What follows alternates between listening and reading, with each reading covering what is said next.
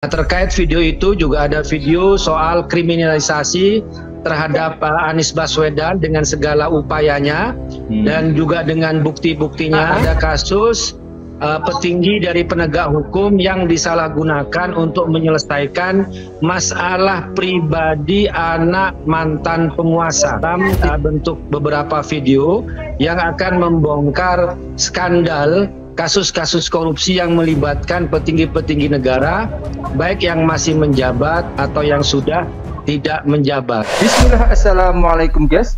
Jumpa lagi di channel Jurnal Terupdate. Jadi Koni Bakri mengaku dititipi dokumen penting oleh Hasto, namun ia tak membeberkan apa isi dokumennya. Namun di saat yang sama, politisi PDIP menyebut Hasto akan mengungkap skandal yang melibatkan petinggi negeri. Jadi apa isinya? Mari kita simak bersama-sama video ini guys. Bismillah. Ini kaitannya sangat erat dengan pengungkapan skandal pejabat negara yang akan disampaikan oleh Hasto begitu. Daya ledaknya seperti apa dokumen ini, Mas Guntur, dan menyasar ke siapa ini sebenarnya, Mas Guntur? Ya, benar sekali. Memang beberapa dokumen yang asli, yang otentik itu dititipkan oleh Sekjen PDI Perjuangan kepada Ibu Koni Bakri ke Rusia, dan itu sudah dinotariskan karena belajar dari pengalaman bagaimana penyidik KPK Rosa itu memeriksa saksi yang bernama Kusnadi tanpa surat pemeriksaan penyidikan, sampai menyita HP, menyita buku partai, sehingga waktu itu sudah Mas Hasto sadar bahwa akan ada upaya-upaya untuk melakukan kriminalisasi, melakukan pemberhangusan terhadap dokumen-dokumen, sehingga dititipkan dokumen itu kepada Ibu Koni ke Rusia. Dan beberapa dokumen yang ada di Ibu Koni itu sudah dituangkan dalam bentuk beberapa video yang akan membongkar skandal kasus-kasus korupsi yang melibatkan petinggi-petinggi negara, baik yang masih menjabat atau yang sudah tidak menjabat. Nah, terkait video itu juga ada video soal kriminalisasi terhadap Anies Baswedan dengan segala upayanya dan juga dengan bukti-buktinya, dan juga ada kasus petinggi dari penegak hukum yang disalahgunakan untuk menyelesaikan masalah pribadi anak mantan penguasa. Nah, nantinya video-video itu akan dirilis oleh Sekjen PDI Perjuangan sebagai bentuk perlawanan, karena kasus ditetapkannya Sekjen PDI Perjuangan sebagai tersangka oleh KPK, kami melihat itu sebagai kasus politik, bukan kasus hukum. Karena kalau kembali kepada kasus ini kan kasus penyuapan. Penyuapan itu apa? Antara Harun Masiku dengan Wahyu Setiawan yang merupakan pejabat publik. Hasto Kristianto itu bukan pejabat publik, bukan pejabat negara, dan tidak ada kerugian negara dalam kasus ini. Dan kami selalu katakan, kalau Anda ngejar ke Harun Masiku, silakan kejar, tangkap Harun Masiku, tapi jangan mencoba-coba mengaitkan hal ini dengan Sekjen PDI Perjuangan, dengan Partai PDI Perjuangan, apalagi juga berdasarkan fakta pengadilan, putusan hukum yang berkekuatan tetap, ingkrah, putusan nomor 28 tanggal 15 Agustus tahun 2020 dalam amar putusan Majelis Hakim nomor halaman 160-161, di sana dinyatakan bahwa uang yang diserahkan kepada Wahyu Setiawan itu berasal dari Harun Masiku. Tidak ada nama Hasto Kristianto di situ. Ini kalau kita kembali kepada fakta hukum yang ada di pengadilan. Jadi kami melihat inilah kasus politik kriminalisasi, sehingga Sekjen PDI Perjuangan melakukan perlawanan dengan akan merilis video-video yang memuat skandal-skandal kasus korupsi di negeri ini. Demikian, sampai Mas. di situ dulu ya. Jadi kami bisa klarifikasi bahwa di sini tidak ada terkait soal projo di sini. Itu pertama. Yang kedua, permintaan 3 periode itu disampaikan secara resmi kepada partai, dan itu sudah ditanggapi oleh Ketua Umum Ibu Megawati Soekarno Putri terkait penolakan secara resmi hal tersebut. Kemudian kalau kita bicara soal wacana 3 periode, itu kan juga disampaikan oleh orang-orang terdekat Jokowi waktu itu. Misalnya siapa? Bahlil, Misalnya siapa? Muhaimin Iskandar. Misalnya siapa lagi? Airlangga Hartarto. Misalnya siapa lagi? Luhut Binsar Panjaitan.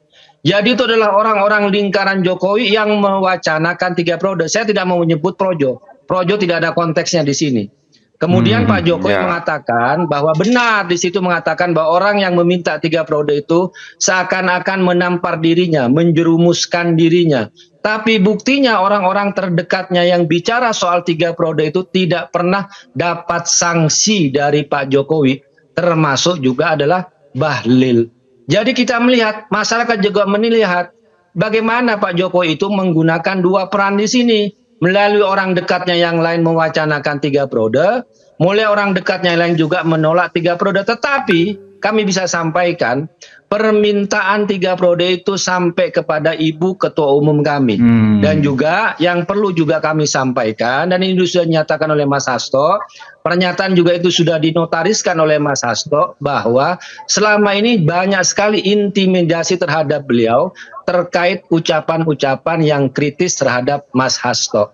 Jadi begitu Mas, soal wacana 3 periode. Dan nantinya itu juga masuk dalam video yang akan dirilis oleh Sekjen PDI Perjuangan, bukti-buktinya apa saja, pertemuannya di mana saja, siapa yang meminta bagaimana sebagainya, itu akan disampaikan secara valid dan secara sah beserta bukti-buktinya. Tidak bisa dibantah kalau nanti ini dirilis videonya. Demikian Mas. Kalau begitu saya ke Mas Adi Praitno. Ini apakah yang dilakukan Hasto dan PDIP ini adalah jelas bagian dari ancang-ancang untuk menyiapkan serangan balik ke mantan Presiden Joko Widodo dan juga sebagai mantan kader ya. Dan ini bisa semakin memperkuat adanya politisasi hukum dalam kasus ini, Mas Adi. Ya, saya kira memang 2 hal. Tentu ini harus dimaknai sebagai bentuk ketidakterimaan Hasto dan elit-elit PDIP yang menurut mereka mungkin ya, kasus tersangka ini terindikasi nuansa politiknya jauh lebih kentara dibandingkan dengan kasus-kasus hukum. Jadi kalau kita membaca argumentum hukum dari elit-elit PDIP itu kan sering diulang seperti apa yang disampaikan oleh Bang Guntur tadi, bahwa sebenarnya sudah ada putusan yang ingkrah yang tidak menyebabkan Hasto, kemudian dikait-kaitkan dengan sikap kritisnya terhadap Jokowi dan seterusnya dan seterusnya. Itu adalah fakta-fakta yang coba untuk disampaikan secara terbuka. Kenapa pada akhirnya KPK itu dianggap cukup mengejutkan menjadikan Hasto sebagai tersangka. Itu kan satu hal. Dan tentu apa yang disampaikan belakangan ini ada dokumen-dokumen penting dan ada potongan-potongan video yang sudah dibuat oleh Hasto terkait dengan sejumlah elit penting di negara ini, petinggi-petinggi negara yang dinilai punya kasus korupsi. Tentu ini semacam serangan balik bahwa begitu banyak sebenarnya orang di negara ini yang tidak bersih-bersih amat hidupnya, tapi karena dekat dengan kekuasaan, dekat dengan penegak hukum, sehingga mereka tidak bisa disentuh oleh persoalan-persoalan yang terkait dengan tersangka. Nah, ini yang sepertinya sangat sekali ingin ditunggu Bang Guntur oleh publik. Sehari, 2 hari, siapa tahu ini akan menjadi kado awal tahun 2025. Video yang dimaksudkan itu disampaikan secara terbuka, apalagi katanya fakta-faktanya itu terukur, apalagi fakta-faktanya itu valid. Dan itu bisa menunjuk 1, 2, dan bahkan banyak orang elit penting di negara ini, apalagi cluenya udah kita dengar, bisa sedang yang menjabat atau orang yang sudah mantan menjabat sebagai orang penting di negara ini. Ini kan tondo-tondo sebenarnya, mirip-mirip dengan penjemputan orang yang ingin 3 periode.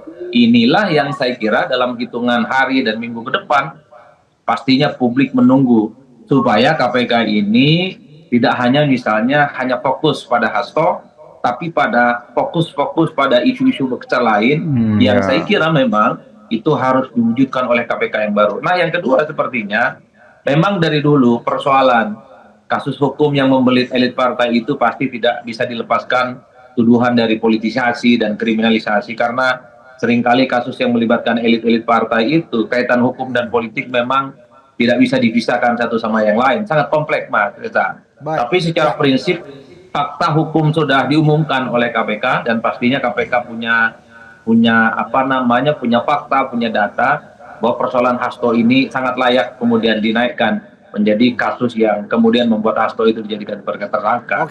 Ini yang saya kira memang harus difokuskan oleh Bang Guntur, teman-teman PDIP, bagaimana cara menghadapi kasus yang sudah terlanjur menjadi fakta hukum bahwa Pak Hasto sebagai sekjen PDIP sudah jadi tersangka. mungkin pra peradilan ataupun mungkin yang lain. Karena kalau kita mengacu pada sejumlah kasus yang mutakhir misalnya seperti Paman Birin yang ditetapkan tersangka oleh KPK tapi kan pra peradilannya banyak, ataupun misalnya kasus CSR yang yang terjadi di BI, konon sudah akan ada 2 tersangka tapi setelah itu kan tiba-tiba diralat. Ini kan ada celah yang sebenarnya masih bisa yang kemudian bisa dimainkan sebagai upaya perlawanan hukum yang itu juga menjadi jalan keadilan yang bisa dilakukan oleh Pak Hasto dan kemudian pada tim hukumnya. Jalan politik terus dikampanyekan, tapi pada saat yang bersamaan persoalan hukum ini juga harus dilawan dengan persoalan-persoalan hukum yang lainnya. Baik. Saya kira di situ konteksnya, Mas Reza.